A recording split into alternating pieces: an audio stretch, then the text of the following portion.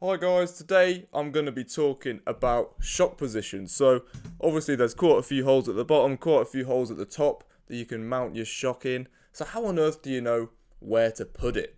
Hopefully in this video I'm going to take you through that. There's a few key things going on when we're moving our shocks around, and whenever we lean the shocks in or out of the top or move them in or out of the bottom, we're going to be changing the motion ratio.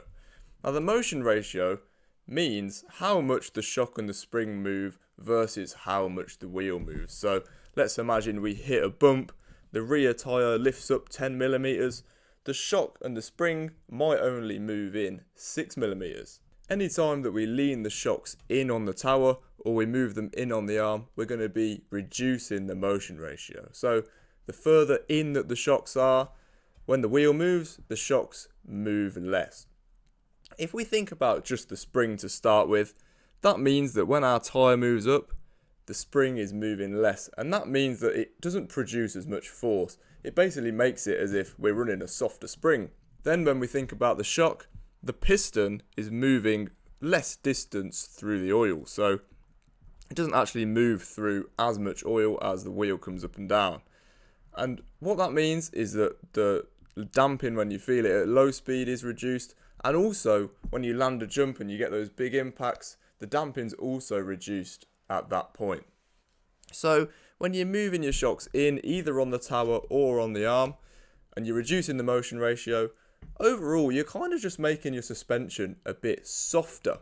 There is, however, more to it, and this is where the angle of the shock also becomes very important. So if we lean the shock over more or stand the shock up more, but we keep the motion ratio the same, what we're actually going to be changing is how progressive the suspension is. On these cars, the suspension isn't always the same stiffness.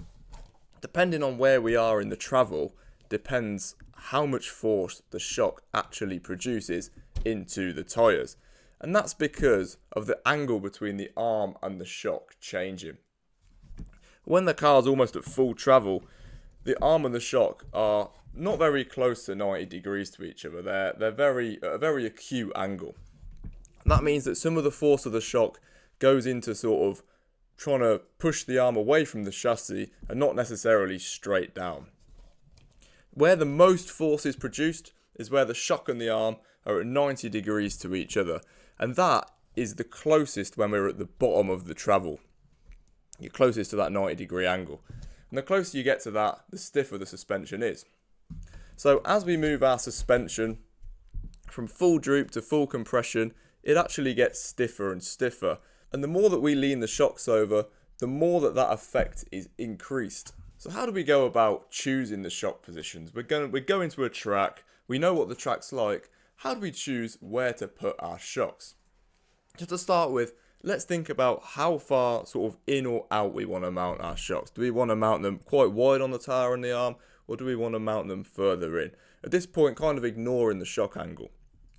So the thing is that the spring and the piston, as I said, what we're changing there is the motion ratio. So you're changing how much the spring moves and how much the piston moves through the oil. The thing is, you can change those things. So you could go to a harder spring or go to a smaller holes in your piston. You could change those things back to get the same feeling of damping and the same spring feeling, even if your shock is in a different position. So what is the actual thing that is changing? The thing that is always different when you move your shocks is how much that piston moves through the oil and how fast that piston moves as the suspension is moving up and down. The further in the shock is, the less distance it's got to move the piston, so it doesn't move as quickly when you move your suspension. And even if you get the exact same pack, you manage to change the piston so that it works in the same way, even though it's moving slower, that still has a big effect on how the car corners and supports itself. The higher piston speed that you have, the more distance the piston travels, the car kind of feels more supported in the corners and a little bit more direct, but is not as good at dealing with bumps, undulations, won't have quite that same supple feeling. So if we're looking at the track that we're going to and we're going, looks super smooth, high speed, need quick corner speed in the corners, you might want to move your shocks further out. You might want to go all sort of middle hole or outer on the arm, and then keep it wider on the tower as well. Keep that piston speed up, get the support generated in the car, and carry the corner speed. If you're looking at the track you go into and you think it's quite low speed, really bumpy, maybe lower grip as well, that's when you might want to consider having the shocks further in, moving them further in on the arm, further in on the tower, and just bringing them in to reduce that piston speed again. So now we've chosen how far in or out to mount the shocks, it's time to choose how leaned over we want them, how progressive do we want the suspension to be. And what that kind of controls on track is how much initial traction that the car has, how much initial grip it has. And in some scenarios you want your car to be sort of grabby and really bite into the track, and in other scenarios you want the car to take some time to roll before it generates grip. And this is where I would kind of consider the edginess of the track. So if I was going to a very sort of high grip, bumpy track, I wanted my car to be nice and just consistent, easy to drive. There I would go for more shock progression. I would lean the shocks in more. It gives that car a little bit of time to sort of, as it rolls, the grip increases rather than it being there immediately when I first turn.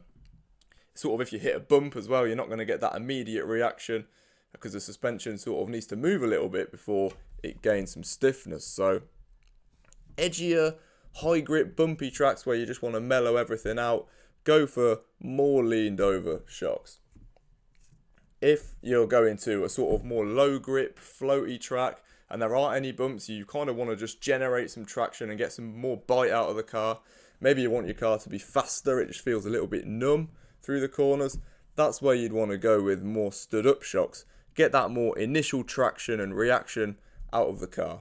So let's think about the changes themselves now, starting out with thinking about moving the shocks in and out on the arm. Say you want to do that on race day, what can you kind of expect that your car's going to do? So it's actually a really interesting change because moving the shocks in on the arm, you're reducing that motion ratio, making the suspension softer, but you're also standing the suspension up more, so you're reducing some of that progression. And what that can give you is you will get a much softer car that's more compliant in bumps and rolls more, but you're not going to lose much of that reaction feeling because you're going to be reducing that progression. You're going to have that sort of initial grip from that. So it's a good way of kind of, if you want your car to roll a lot more, be more compliant in sections, but you want to keep all the reaction that you've got, it's a change that can be done there. A thing with moving the shocks on the bottom of the arm is usually it is a very big change. Moving the shocks out or in on the arm, especially if the holes are like next to each other on the arm, you don't have like an insert or you flip the arm around or something like that, it's really quite a big change. So usually if you're changing it at the meeting, it's just going to be quite a big thing. It's a good way if we think about just the front. If you move the shocks in on the arm or out on the arm, it's a good way to control how much steering you have. If you go all the way out on the arm, that's going to reduce a lot how much steering you have, how much front end grip the car's generating. Again, you're stiffening the suspension if you move the shocks out. So the suspension's getting stiffer, but it won't get much more reactive because you'll be leaning the shocks over more as well. So you'll just overall feel like you have basically less front end traction. If you move the shocks in on the arm, usually you'll feel like you just have quite a lot more steering because, again, softer suspension, but because the shocks are more stood up, you won't lose much of that reaction. And again, just looking at the rear, it's one of those ways where if you move the shocks in on the arm, you're getting softer suspension, but you're not going to lose much of that sort of initial rotation and sort of aggression from the rear end because you're increasing the progression. If you move the shocks out on the arm, you're going to get that very supported feeling, worse on bumps, but you're not going to lose too much of that rear traction into the corner because the shocks will be more leaned over. Moving the shocks on the tower is a really good adjustment to make while you're at the track. It's not quite as big of a fundamental change as moving the shock on the arm, but it does still make a very big difference and is a really good tuning option. So if you're moving just the shocks in on the tower, you're softening them slightly, you're reducing the motion ratio a little bit, and you're increasing the progression. And it's a very good way of basically, sort of like I said in the other point, just tuning how reactive your car is. If you lean the shocks in on the tower, the suspension becomes softer and more progressive, and both of those things will sort of reduce the reaction from that end of the car.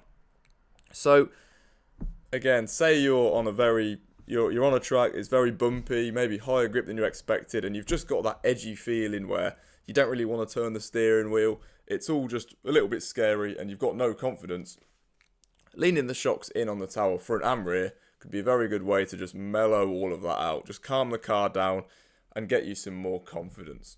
On the other hand, if you feel like your car's too easy to drive, it's all a little bit mellow, you need some more reaction out of it, that's when you can stand them up and get the car really reacting to your inputs a lot faster. Again, thinking of tuning the two ends individually, it's kind of, if you feel like just one end of the car is doing what I just described. So say you enter a corner and then suddenly the back end wants to stand up and slide round and kind of just do crazy stuff.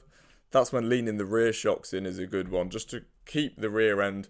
You'll gain rear traction, it won't want to stand up as much, it'll just sort of set into the corner a little bit nicer.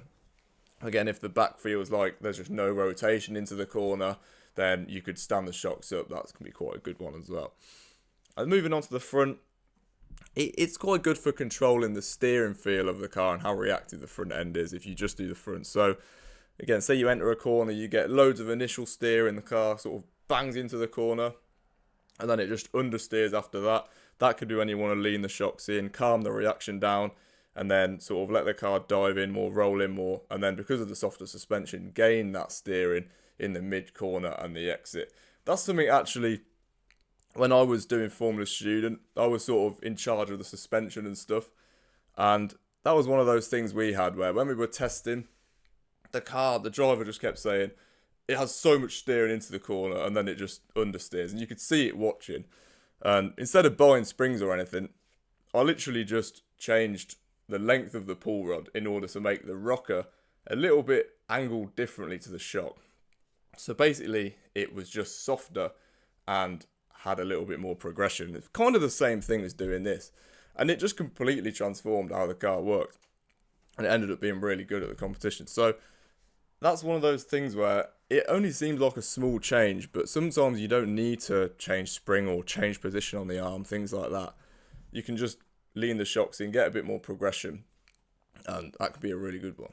These things will affect the car in jumping as well. Obviously, if you're sort of reducing the motion ratio or increasing the motion ratio, you're making the suspension harder or softer. So it could affect how you're taking off or landing from jumps. Usually, softer suspension is probably going to land a little bit worse because you're going to be blowing through it faster and maybe slapping the chassis on the ground, something like that. So keep an eye on that. Sometimes on the jumps it does the opposite to what you think, so it's hard to say exactly what it will definitely do, but definitely keep an eye on that as well. Last thing to mention is when changing these things, obviously it might be affecting sort of your droop, up travel, especially if you're moving on the wishbone, you're definitely going to be affecting the droop. So make sure that you sort of keep that in check, and obviously reset the ride height if you change these things as well. It's definitely going to change your ride height.